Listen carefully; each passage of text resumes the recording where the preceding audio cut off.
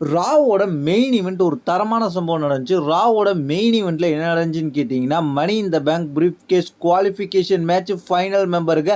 அந்த மேட்ச் யார் யாருக்குன்னு கேட்டீங்கன்னா, El Grandino versus AJ Styles versus CM Punk, இவங்க 3 பேருக்கு நடந்துச்சு. இந்த மேட்ச் ஆரம்பிக்கிறதுக்கு முன்னாடியே சிஎம் பங்க் வந்து ரெஃப்ரிகிட்ட சொல்றாரு, அவன் மாஸ்க்ல ஏதோ வச்சிருக்கான்னு சொல்லி.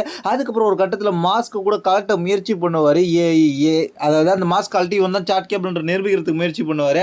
அதுக்கப்புறம் என்ன நடக்குன்னு கேட்டீங்கன்னா, ஒரு கட்டத்தில் ஜிடிஎஸ் மூவ் போடுவார். ஜிடிஎஸ் மூவ் போட்டோன்னே அதுக்கப்புறம் பின் பண்ணுவார். பின் பண்ண நேரத்தில் பேரன் பேக்கர் காலை இழுத்து விட்டுருவாரு. பேரன் பேக்கரும் பிரசன்ட் வந்து அட்டாக் பண்ண ஆரம்பிச்சிருவாங்க சிஎம் பங்க.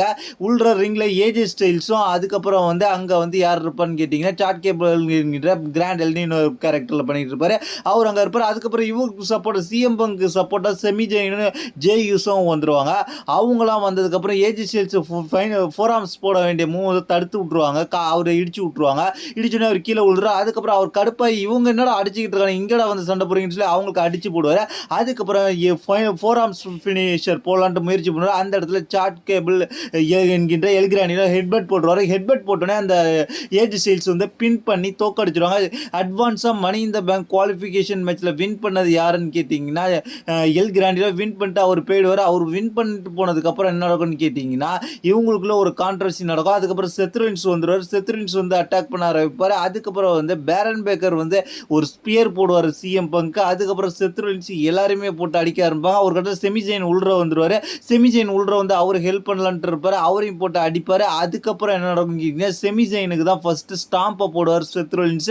ஸ்டாம்பை போட்டுட்டு அதுக்கப்புறம் என்ன நடக்கும்னு கேட்டிங்கன்னா, சிஎம் பங்க்கு ஒரு ஸ்டாம்ப் போடுவார். அதுக்கப்புறம் என்ன நடக்கும்னு கேட்டிங்கன்னா, ஜே யூஸோ உள்ற வரும். ஜே யூஸோ உள்ற வந்து கொஞ்சம் அட்டாக் பண்ணுற மாதிரி காமிப்பாங்க. ஜே யூஸோ அட்டாக் பண்ணிக்கிட்டு இருப்பார். அதுக்கப்புறம் பின்னாடியே பார்த்து செத்ருவின்ஸ் அவர் அட்டாக் பண்ண ஆரம்பிச்சிடும். செத்ருவின்ஸ் அட்டாக் பண்ண ஆரம்பிச்சது மட்டும் இல்லாமல் அந்த இடத்துல பேரன் பேக்கர் ஜே யூஸோக்கு ஒரு ஸ்பேரை போட. அதுக்கப்புறம் என்ன நடக்கும்னு கேட்டிங்கன்னா, அது செத்ருவின்ஸ் வந்து இதுதான் சந்தர்ப்பம்னு சொல்லிட்டு தன்னோட ஸ்டாம்பை போட. அதுக்கப்புறம் வந்து பிரசன்ட்ரியை கூப்பிட்டு நீ இவனுக்கு சுனாமியை போடுன்னு சொல்ல, அவர் ஒரு சுனாமி போட, 10வது அவனுக்கு இன்னொரு சுனாமி போடுன்னு சொல்லி 2 சுனாமி போடுவாங்க.